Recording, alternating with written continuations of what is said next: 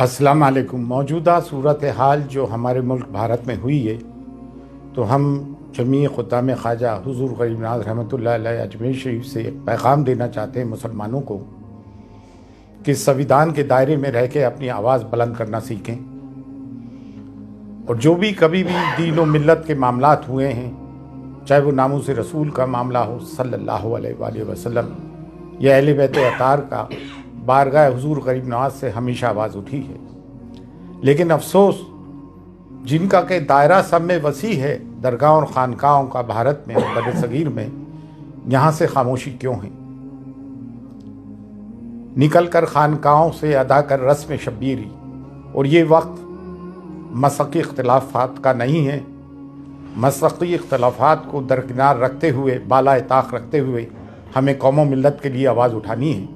बेशक हम इस चीज़ की सख्त मजम्मत करते हैं जो महरौली शरीफ में बाबा कुतुबुद्दीन बख्तियार काकी रहमतुल्लाह अलैह के कुर्ब जवाहर में जो 700 और 800 साल पुरानी मस्जिद, मदरसा, कब्रस्तान ढाए गए हैं, हम उसकी सख्त मजम्मत करते हैं। ये उस दौर के कब्रस्तान थे जो बाबा कुतुबुद्दीन बख्तियार काकी जो हुज़ूर गरीब नवाज़ के जानशीन हैं, उनके हम असर थे, खुलफा थे और मुरीदीन थे।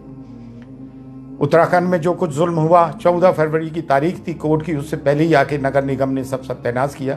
बाकायदा मशीन गन चलाई गई मुसलमानों पे और जुल्म मजालिम उठाए जा रहे हैं। हमें वो यूसीसी बर्दाश्त ही नहीं है जो हमारी शरीयत में मदाखलत करता हो। बरेली में जो तौक़ीर रज़ा खान साहब ने आवाज़ उठाई, संविधान के दायरे में रहते हुए जेल भरो आंदोलन का आह्वान किया, जो गांधी जी ने ब्रिटिश पीरियड के वक्त किया था, वो भी एक संविधानिक तरीका है। हमने उसकी भी पुरजोर हिमायत की है।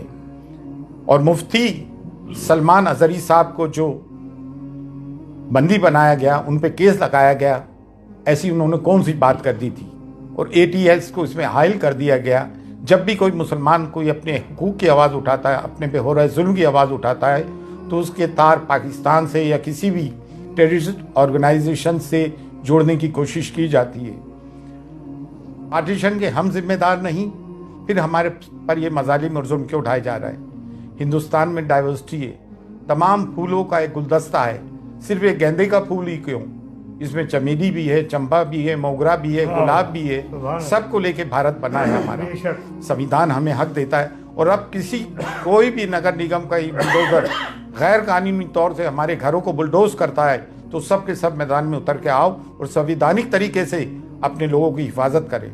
ये बुलडोज़र की राजनीति इन्होंने इसराइल से सीखी है। फिर न्यायालय किस काम के, अदालतें, कोर्ट किस काम की? अगर तमाम काम नगर निगम और पुलिस कर लेगी तो फिर अदालत किस काम की? अदालतों से जो फैसले आ रहे हैं कानून की रूह से नहीं आ रहे हैं, बल्कि आस्था की रूह से आ रहे हैं। तो अब मुसलमान जाए तो कहाँ जाएं? अब दरगाह और खानकाह जिनका के सब में बड़ा गहवारा है, जिसकी कि भारत में सब में ज़्यादा फॉलोइंग है, आप लोग आवाज़ क्यों नहीं उठाते हो भाई? बारगाह गरीब नवाज जो कलीदी दरगाह है, जब यहाँ से आवाज़ उठ रही है, तो आप लोग भी आएँ और खुलकर अपनी आवाज़ उठाएं। ये ना सोचे कि मैं खामोश रहूँगा तो बच जाऊँगा। नहीं, ये हम पे यलगार कर दिया गया है और संविधान हमें हुकूक देता है कि हम अपनी बात को संविधान के दायरे में रहते हुए डेमोक्रेटिक तरीके से आवाज़ उठाएं।